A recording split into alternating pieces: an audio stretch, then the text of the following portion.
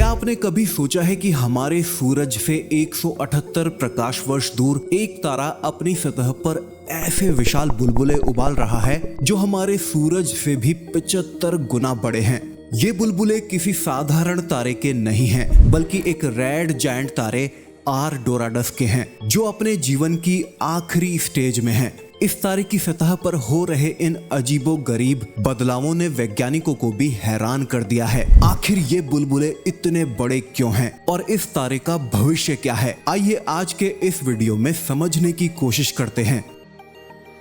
Are Doradus दरअसल एक red giant variable star है जो दक्षिणी नक्षत्र डोराडो में मौजूद है, और ये तारा उन कुछ सबसे करीबी तारों में से एक है जो निकट भविष्य में जल्दी ही मरने वाले हैं। इसकी दूरी हमसे महज 178 लाइट ईयर्स ही है।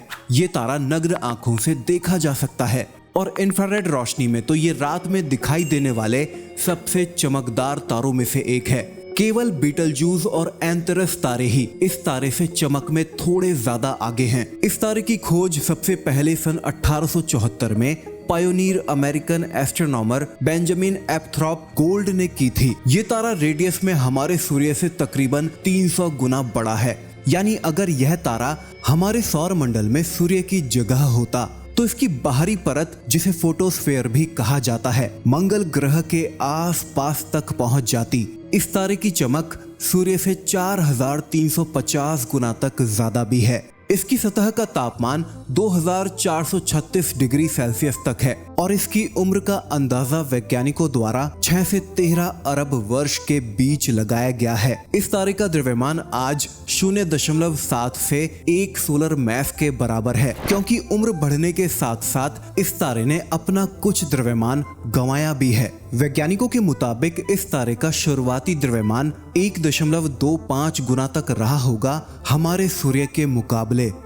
इस तारे को लेकर यह सभी बातें एक्साइटेड तो करती हैं, पर आज हम इस वजह से इस तारे की बात नहीं कर रहे हैं। इस तारे को लेकर हाल ही में वैज्ञानिकों के हाथ कुछ अनोखा लगा है, जिसने इस तारे को बेहद खास बना दिया है। अब क्योंकि आर डोराडस एक मरता हुआ तारा है, जिस वजह से इसकी सतह पर जो बदलाव हो रहे हैं वे किसी साधारण घटना का हिस्सा नहीं हैं।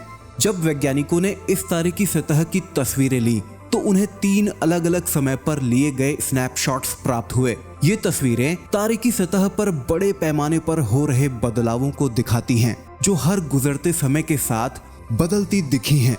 दरअसल यह बदलाव तारे के अंदर से उठने वाली गर्म गैस के बुलबुलों की वजह से होते हैं, जिन्हें कन्वेक्शन ग्रैन्युल्स कहा जाता है। ये बुलबुले आर डोराडस की सतह पर एक अद्भुत प्रोसेस का हिस्सा हैं, जहां तारे के अंदर से उठने वाली गर्मी बाहर की सतह पर आकर ये बड़े बड़े बुलबुलों के रूप में फूटती है। ये बुलबुले इतने बड़े होते हैं कि इनके आकार की तुलना अगर हम करें तो ये हमारे सूरज के आकार से 75 गुना तक बड़े हैं।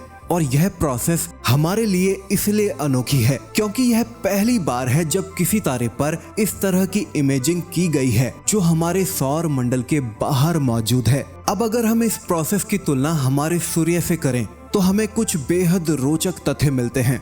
हमारे सूर्य की सतह पर भी कन्वेक्शन की प्रोसेस होती रहती है। सूरज के कोर में पैदा होने वाली गर्मी इसकी सतह तक पहुंचती है और वहां बुलबुले के रूप में फूटती है। इन बुलबुलों को हम कन्वेक्शन ग्रैन्युल्स कहते हैं। सूरज पर ये ग्रैन्युल्स लगभग 1000 किलोमीटर तक चौड़े होते हैं और सिर्फ 20 मिनट तक ही अपना अस्तित्व बनाए रखते हैं। उसके बाद ये बुलबुले धीरे धीरे गायब हो जाते हैं और फिर नए बुलबुले उभरने लगते हैं। लेकिन अगर हम इसकी आर डोराडस तारे से तुलना करें तो यहाँ बुलबुले कहीं ज्यादा बड़े और शक्तिशाली होते हैं।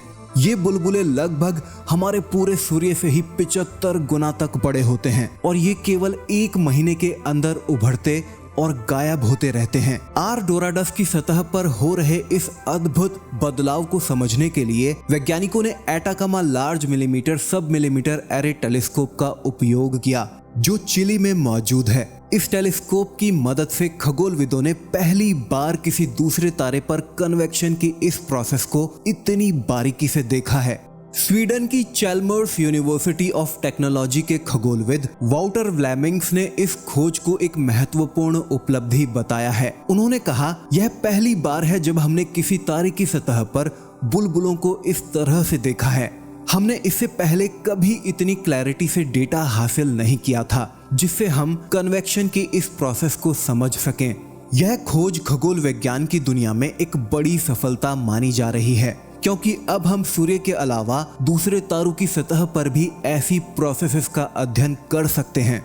आर डोराडस की तुलना अगर हम एक और फेमस रेड सुपर जायंट तारे बीटलजूस से करें तो दोनों तारे अपने जीवन के आखिरी चरण में हैं। बीटलजूस भी एक बेहद विशाल तारा है और अपनी मौत के बेहद करीब है। इसकी सतह पर भी कन्वेक्शन ग्रैनुअल्स होते हैं, लेकिन क्योंकि यह तारा हमसे आर डोराडस की तुलना में थोड़ा ज्यादा दूर है, तकरीबन 650 लाइट ईयर्स दूर, जिसके चलते हम इसकी सतह पर हो रहे बदलावों को ज्यादा क्लैरिटी के साथ नहीं देख पाते हैं। वहीं बीटलजूस के उलट आर डोराडस की सतह पर हो रही गतिविधियां कहीं ज्यादा तेज और क्लियर दिखाई दी हैं। बीटलजूस के बारे में एक खास बात यह है कि जब यह तारा अपने अंतिम समय में सुपरनोवा में बदलेगा तो यह हमारी आकाश गंगा में एक चमकदार घटना बनेगी। आर डोराडस का भी यही भविष्य बीटलजूस से थोड़ा अलग होगा, क्योंकि इस तारे का द्रव्यमान लगभग हमारे सूर्य के बराबर ही है, जिसके चलते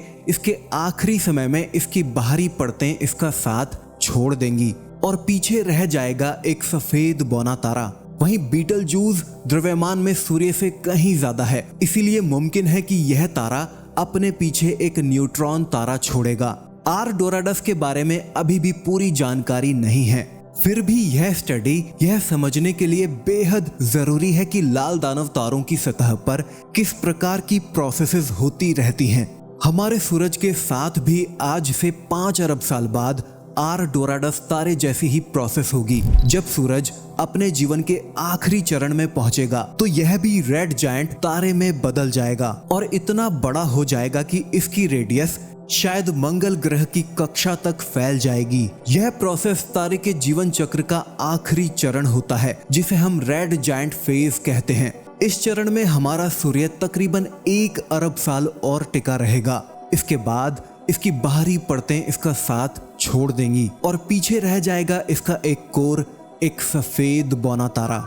लेकिन सबसे बड़ा सवाल यह है कि आर डोराडस की सतह पर उभरने वाले ये बुलबुले इतने बड़े क्यों हैं? यह सवाल खगोलविदों के लिए अभी भी एक पहेली बना हुआ है। क्या यह कन्वेक्शन की किसी नई प्रोसेस का हिस्सा है जो सिर्फ लाल दानव तारों में ही होती है, या फिर यह किसी और जटिल प्रोसेस का हिस्सा है जो हमें अभी समझ नहीं आ रही है? वैज्ञानिकों का मानना है कि जैसे जैसे तारे की उम्र बढ़ती है उसकी कन्वेक्शन प्रोसेस में बदलाव आते हैं, लेकिन यह बदलाव किस तरह के हैं और क्यों होते हैं यह अभी तक पूरी तरह से स्पष्ट नहीं है। वाउटर व्लेमिंग्स का कहना है कि हमें अभी तक यह नहीं पता कि यह अंतर क्यों है। ऐसा लगता है कि जैसे जैसे तारा पुराना होता जाता है उसकी कन्वेक्शन प्रोसेस में कुछ अनजाने बदलाव आते हैं। तो दोस्तों, आर डोराडस की सतह पर उभरते ये विशाल बुलबुले हमें यह सिखाते हैं कि तारों का जीवन कितना जटिल और शानदार होता है। यह खोज हमें न केवल सूरज के बारे में और ज्यादा जानने का मौका देती है, बल्कि दूसरे तारों के जीवन चक्र को भी समझने में मदद करती है। इस प्रकार की घटनाएं हमें यह दिखाती हैं कि ब्रह्मांड में अभी भी कितने रहस्य छिपे हुए हैं जिन्हें हमें सुलझाना है। आर डोराडस की स्टडी से हमने सिर्फ एक शुरुआत की है और भविष्य में हम शायद और भी बड़े खगोलीय रहस्यों को उजागर कर सकेंगे। इस वीडियो में तो फिलहाल इतना ही, लेकिन इस वीडियो में हमने बात की है कि डार्क एनर्जी कैसे 2 खरब आकाश गंगाओं को खींचने के लिए जिम्मेदार है। डार्क एनर्जी आखिर क्या बला है और कैसे ये हमारे ब्रह्मांड का अंत साबित हो सकती है। इस वीडियो को देखने के लिए अब आप यहाँ क्लिक कर सकते हैं। इसका लिंक आपको नीचे डिस्क्रिप्शन में भी मिल जाएगा। अगर आपको ये वीडियो पसंद आया है तो इस वीडियो को लाइक कीजिए, हमारे चैनल को सब्सक्राइब कीजिए इस नोटिफिकेशन बेल को ऑल पर करते हुए, ताकि आपको आगे आने वाले वीडियोस के नोटिफिकेशन मेरे अपलोड के साथ ही मिलते रहें। चलिए, मैं मिलता हूँ अब आपसे एक नई वीडियो में एक नए टॉपिक के साथ। तब तक के लिए ख्याल रखिएगा अपना। बाय गाइस, टेक केयर, जय हिंद।